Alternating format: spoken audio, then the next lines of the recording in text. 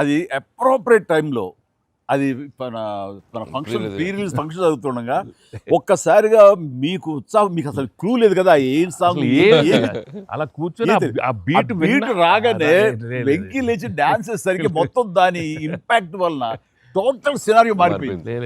అది beat was extraordinary. దాంట్లో అసలు మీరు దిస్ ఇస్ నథింగ్ కదండి. అసలు హుక్ స్టెప్ కదా తెలుగు ఇండస్ట్రీలో ఇప్పుడు ఏ సినిమాలో అయినా ఒక హుక్ స్టెప్ ఉండటం అనేది మీరు చేయటం, అక్కడ అప్పుడు అందరూ ఫాలో చేయటం, అది ఒక ట్రెండే.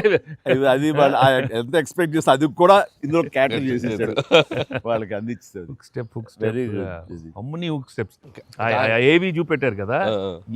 ఎన్ని స్టెప్ కి ముందు సార్ నేను మాస్టర్ ఆ స్టేజ్ మీద సెట్ లో అది కంపోజ్ చేశారు మాస్టర్ ఫోన్తో కంపోజ్ చేశారు. దాని ముందు హుక్ స్టెప్ ఉంది.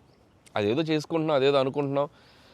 ఈ దూరం నుంచి చూస్తున్నారు సార్, చూశారు వచ్చి పైకి వచ్చి ఏదో శంకరాద్ ఎంబీబీఎస్ చూడు ఇట్లా ఏదో అంటున్నారు. అనగానే అసలు మాకేం చెప్పలా, రోల్ చేయండి కెమెరా అన్నారు. అని అప్పటికప్పుడు చేశారు హుక్ స్టెప్. ఇది కాదు అని ఆ టైమింగ్ అది అనుకున్నా. ఆ టైంకి వెళ్ళిపోయి నా హుక్ స్టెప్స్ అని గుర్తుంచుకుని వాళ్ళకి జనాలకి అది చెప్పి అది కాదు ఇంకోటి కాదు అంటే దీనికి వచ్చేసరికి అంటే టేక్ వన్, అది టేక్ వన్, మళ్ళీ ఇంకో టేక్ లేదు, కావాలన్నా టేక్ టూ లేదు అక్కడ. అది చేసేసరికి నిజం చాలా కాదు. నేను దూరం చూస్తున్నాను, వాళ్ళు ఏదో స్ట్రగుల్ అవుతారు హుక్ స్టెప్ ఎలా చేయాలని.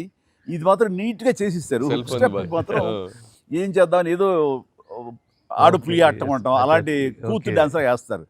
ఇది కాదు, మనకున్న హుక్ స్టెప్స్ ఏంటి అన్ని గుర్తు తెచ్చుకుని వాళ్ళకి ప్రజలకు కూడా ప్రేక్షకులు కూడా మళ్ళీ గుర్తు చేస్తే బాగుంటుంది. అది చేయగానే ఇక చాలు.